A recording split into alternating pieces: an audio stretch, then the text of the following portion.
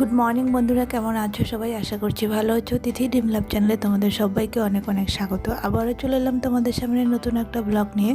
তো আশা করছি আমার এই ছোট্ট ব্লগটা তোমাদের সকলের ভালো লাগবে। পুরো ব্লগটা দেখার অনুরোধ রইল। তো এখন বাজে সকাল 10টা। তো আমি এখন বিছানাটা গোছাবো।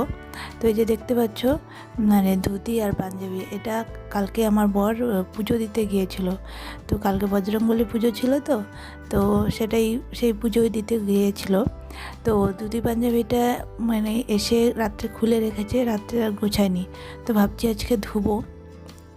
এই যে নামাবলিটা, এটা ধুবো না, নামাবলিটা রেখে দেবো, আর ধুতি আর পাঞ্জাবিটা ধুয়ে দেবো।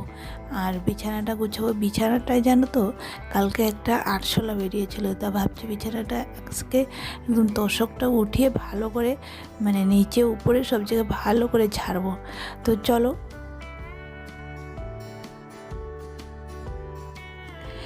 শিলিগুড়ি শহরের ছোট্ট একটি রুম রেন্টে নিয়ে আমি আমার সংসারটাকে সেখানে সাজিয়ে গুছিয়ে রাখি। তো কীভাবে সেখানে আমার সংসারটা সাজিয়ে গুছিয়ে রাখি, সেগুলি ব্লগের মাধ্যমে তোমাদের সামনে আমি তুলে ধরবো।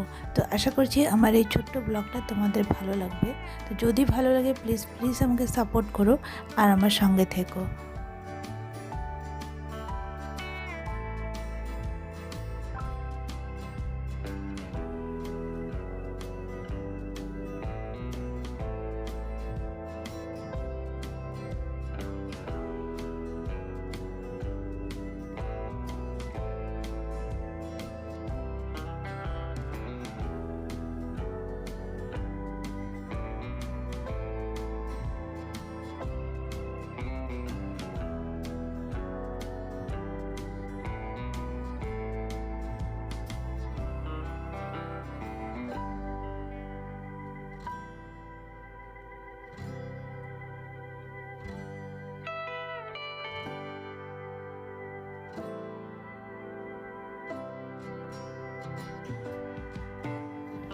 তো বন্ধুরা দেখতে পাচ্ছ এই মুহূর্তে যে আমি মানে বিছানার উপরের একটা কাঁথা ছিল, সেটা উঠিয়ে এই যে তোষকটা এখনও, মানে এত ভারী তোষক কি বলবো, এই তোষকটা উঠানো আমার পক্ষে সম্ভব না।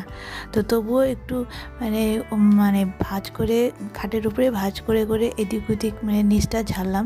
নিচে আরও দুটো তোষক আছে, তো সেগুলো একটু হালকা হালকা করে উঠিয়ে ঝাড়লাম, কারণ পুরোটা একবারে নিচে নামিয়ে ঝাড়া আমার পক্ষে সম্ভব না।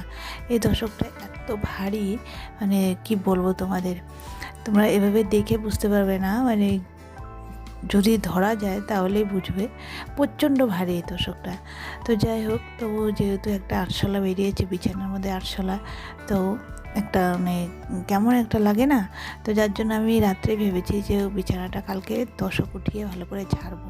তো এই যে ঝেড়ে তারপরে আমি তোষকটাকে সমান করছি, সমান করে তারপরে এখন বিছানাটা এখন ঠিকঠাক করে গুছিয়ে নেব। তো চলো।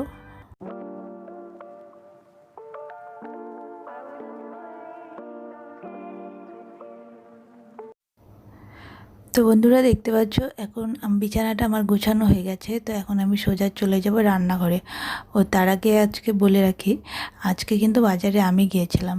তো বাজারে গিয়ে এই যে মাংস এনেছি, তো মাংসটাই আজকে করব। কয়েকদিন থেকে ছেলেটা বলছিল মাংস খাবে, তো যেহেতু ডাক্তার ওকে মাংস দিতে বারণ করেছিল, তাই মানে এতদিন আনিনি।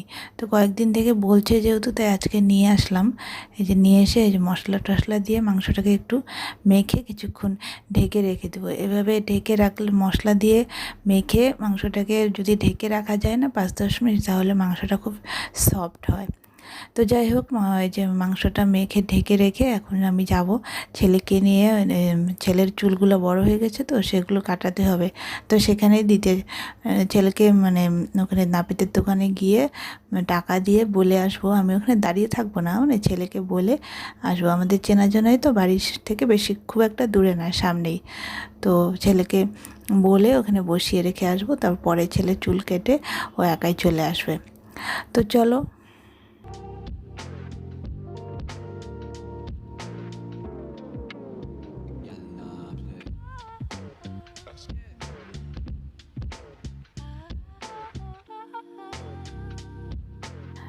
তো বন্ধুরা, এই যে দেখতে পাচ্ছ মাংসটা আমার এইভাবে ম্যারিনেট করে রেখে তারপরে নাপিতের দোকানে গিয়ে ছেলেকে ওখানে বসিয়ে রেখে আমি এসেছিলাম। এসে এই যে মাংস রান্না হয়ে গেছে। তো চলো। তো এখন বাজে সন্ধ্যা 7:30। আমি ছেলেকে নিয়ে একটু বই পড়তে বসিয়েছি। সন্ধ্যা দিয়েছি, সন্ধ্যা দিয়ে তারপরে ছেলেকে একটু ম্যাগি করে দিয়েছিলাম। ছেলে ম্যাগি খেয়ে তারপরে ওকে নিয়ে একটু পড়তে বসিয়েছি। তো পড়তে বসালে তো আমি ওখান থেকে উঠতে পারবো না, কারণ ও যতক্ষণ পড়বে আমাকে বসে থাকতে হবে। তাই চুপ করে একটু এই যে ভিডিওটা করেছি। আর ও দেখলে না ভিডিও করতে দিবে না, ও ক্যামেরার সামনে আসতেই চায় না। তো ও চুপচাপ লিখছে আর আমি চুপ করে এদিকে ক্যামেরাটা অন করে ভিডিও করেছি। তো এই যে দেখতে পাচ্ছ, তোমাদের দেখাবো বলে আমার ছেলে এই যে লিখছে, হাতের লেখা দিয়েছে তো গরমের ছুটির, তো সেটাই করছে। তো চলো। তো বন্ধুরা, ছেলেকে পড়ানো হয়ে গেছে। এখন আমি রান্নাঘরে চলে এসেছি। এখন বাজে রাত্রি 10:30। তো আজকে একটু দেরি করে আসলাম, কারণ কি হাজব্যান্ড নাকি আজকে দেরি হবে। তো ওর আস্তে আস্তে রাত্রি 12টা বেজে যাবে। তো যার জন্য আর কি আমি ভাবলাম তাহলে একটু দেরি করে বসে। আর এখন তো গরমের দিন, যা গরম, রাত্রি হলেও মনে হয় না যে রাত হয়েছে। আর এই যে দেখতে পাচ্ছ আমাদের কলের অবস্থা, মোটর দিয়ে জল ওঠেনি। তো যাই হোক, সেটার ব্যবস্থা এখন করতে হবে। তো ব্যবস্থা আর কী করবো, ওই যে বালতিতে করে জল এনে বাসনগুলো ধুতে হবে। তো এই যে বালতিতে করে জল নিয়ে এসেছি। আর একবারে ওখান থেকে চালও ধুয়ে, মানে হাঁড়িতে করে একবারে চাল নিয়ে গেছিলাম, চাল ধুয়ে আর বালতিতে করে জল নিয়ে এসেছি। আর যে কয়েকটা বাসন, দু একটা বাসন ছিল সেগুলো ওই যে একবারে ধুয়ে নিয়েছি। তো এই যে ভাত বসিয়ে দিয়েছি। আর এই যে সেদ্ধ দিব হচ্ছে পটল আর আলু, কারণ ডাল আছে আর হচ্ছে চিকেনও রয়েছে। তো আমার হাজব্যান্ড আবার চিকেন খায় না, তো ওর জন্য এই যে পটল আর আলু সেদ্ধ দিচ্ছি। আর ডাল রয়েছে, আর একটা ডিমও সেদ্ধ দিয়ে দেবো। তো এই সেদ্ধ, ডিম সেদ্ধ, পটল আলু সেদ্ধ আর ডাল দিয়ে আমার হাজব্যান্ড খাবে। আর আমার ছেলেকেও একটু ওই চিকেন দিয়ে দিব। আর আমিও মানে চিকেন খাবো। তো মা আর ছেলের জন্য তো হয়ে যাবে, আর ছেলের বাবার জন্য এই যে সেদ্ধ ডাল আর ডিম সেদ্ধ। তো যাই হোক, এগুলো দিয়ে আজকে রাত্রে ডিনার হবে। আর হচ্ছে এই যে ভাত বসিয়ে দিয়েছি, ভাতে এগুলো সেদ্ধ দিয়ে দেবো। আলাদা করে কি আর সেদ্ধ করবো না, তো যে ভাতেই একবারে দিয়ে দিলাম, হয়ে যাবে একসঙ্গে।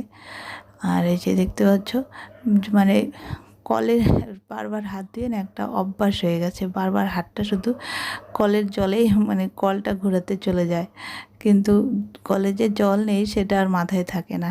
তো পরে এবার ওই যে বালতিটা দেখে মনে হয় যে ও, কলে তো জল নেই, বালতির জল দিয়ে কাজ করতে হবে। তো এইভাবে রাত্রিবেলা না মানে একদমই জল থাকে না। এই গরমের দিনে এই একটা সমস্যা, মোটরে জল ওঠে না, শুধু সকালে অল্প একটু জল ওঠে। সেটা দিয়ে কী হয় বলো, এতগুলো ভাড়াটিয়া, মানে 4-4টে ফ্যামিলি।